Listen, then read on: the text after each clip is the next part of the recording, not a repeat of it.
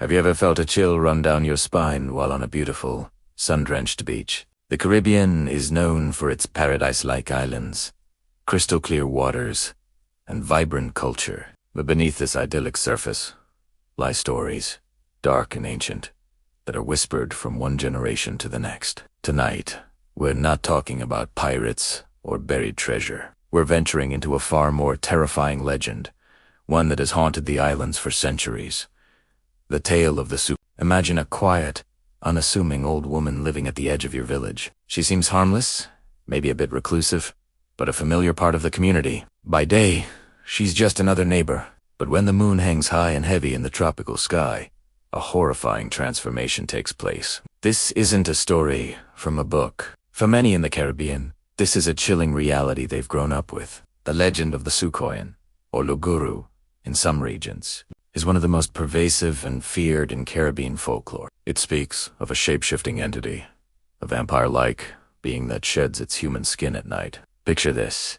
In the dead of night, the old woman carefully, methodically, peels off her wrinkled skin, folding it and hiding it away in a large mortar or clay pot. Now, without the confines of her mortal shell, she transforms into a terrifying ball of fire, a flickering, malevolent orb that can fly through the night sky. Her mission is simple and horrifying. To find a victim, she can squeeze through the smallest cracks, the keyholes of doors, the gaps in window frames, searching for someone sleeping soundly in their bed. Once she finds her prey, she feeds. She latches onto the unsuspecting sleeper and drains their blood, leaving them weak, anemic, and sometimes with just a small, almost invisible blue mark on their skin. The victims often wake up feeling inexplicably tired and sick, with no memory of their nocturnal visitor. If the Sukian feeds from the same person night after night, it can be fatal. This isn't just a simple monster story. It's deeply woven into the cultural fabric of islands like Trinidad and Tobago, Grenada, and Dominica. The fear is tangible. For generations, people have taken specific precautions to protect themselves from this nightly terror. Piles of rice or sand are often left on doorsteps or windowsills. The Sukiant, driven by an obsessive compulsion, is forced to stop and count every single grain before she can enter. The hope is that the sun will rise before she can finish her impossible task, forcing her to flee back to her skin before she's destroyed by the daylight. But what happens if she can't get back to her skin in time?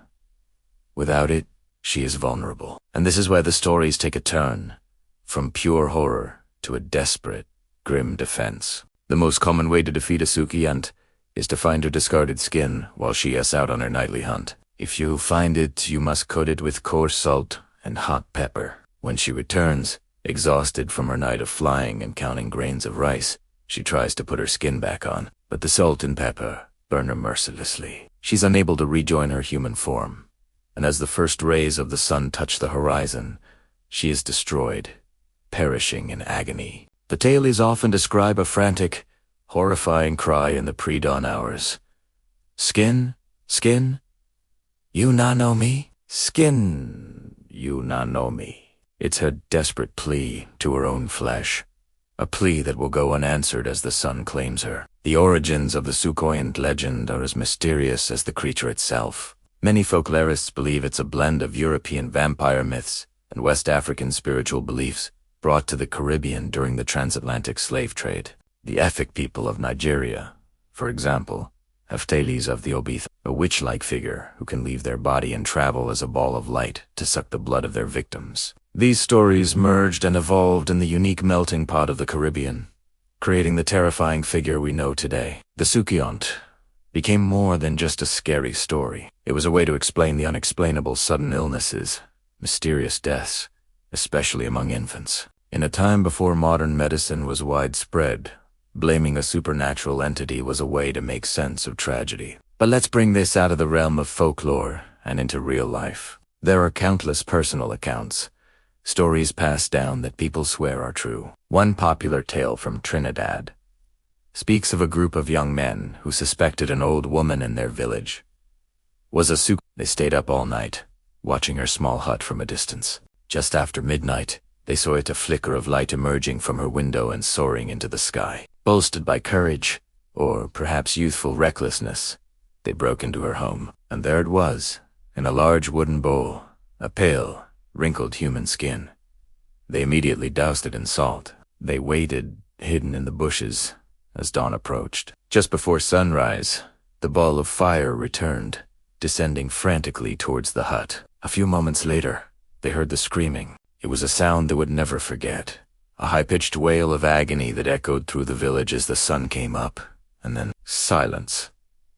The old woman was never seen again. These stories serve as cautionary tales, warnings about the hidden dangers that might lurk behind a friendly face. The Sukiant represents a deep-seated fear of betrayal. The idea that someone within your own community, someone you trust, could be a monster in disguise.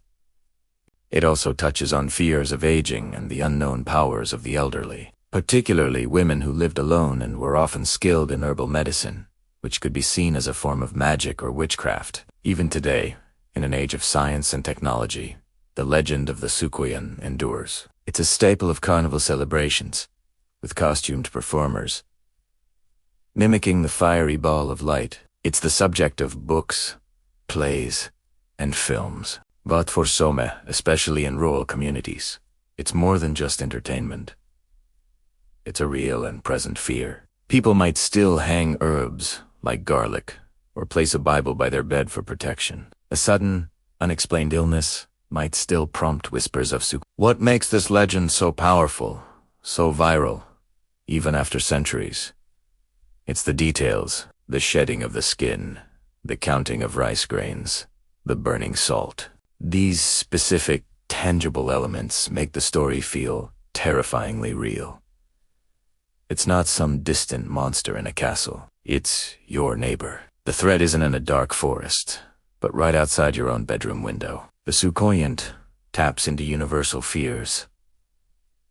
The fear of the dark, the fear of being vulnerable in our sleep, and the fear of the unknown living right next door. So, the next time you find yourself in the beautiful Caribbean, as you listen to the gentle waves and feel the warm tropical breeze, listen a little closer. You might just hear the whispers of an ancient story, a warning carried on the wind.